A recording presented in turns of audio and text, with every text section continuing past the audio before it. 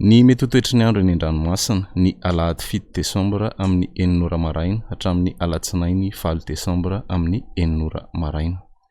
Tsy misy ny filazana fampitandremana ho an'ny morontsiraky Madagasikara nefa entanina kosa isika mpampiasa ny ranomasina mba ho mailo hatrany.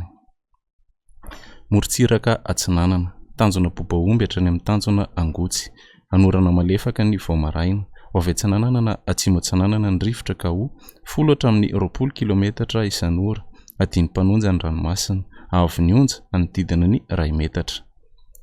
Tanjona Angotsy hatrany Mahanoro, andrahona amin'ny tsitokotoko mety arahan'orana tandrifin-drahona indraindray ny alina, avy avaratra na avaratra Atsinanana ny rivotra ka ho 10 hatramin'ny 20 kilometatra isan'ora, adiny-panonja na anonjabe ny ranomasina, avy ny onja 2 hatramin'ny 2.5 metatra.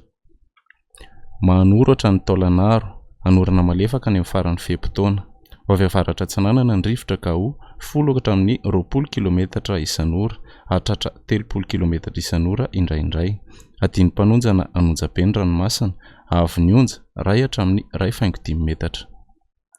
Taolagnaro hatrany amin'ny tanjona Vohimena, andrahona vitsy, avy Atsinanana na atsimo Atsinanana ny rivotra ka ho 10 hatramin'ny 20 kilometatra isan'ora, hahatratra 30 kilometatra isan'ora manakaiky ny Taolagnaro,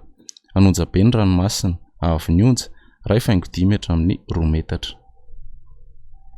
Morontsiraka Andrefana, tanjona Vohimena hatrany amin'ny tanjona Akabo, maina ny andro amin'ny ankapobeny, ho avy Andrefana na atsimo Andrefana ny rivotra amin'ny fiandohan'ny fehim-potoana ka ho 10 hatramin'ny 20 kilometatra isan'ora, avy atsimo Atsinanana kosa manomboka ny tolakandro ka ho 20 hatramin'ny 30 kilometatra isan'ora, hahatratra 40 kilometatra isan'ora indraindray,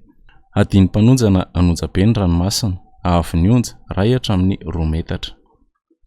Tanjona Akabo hatrany amin'ny tanjona Vilanandro, andrahona vitsy, avy atsimo na atsimo Andrefana ny rivotra ka ho 10 hatramin'ny 20 kilometatra isan'ora, hahatratra 30 kilometatra isan'ora indraindray ny tolakandro,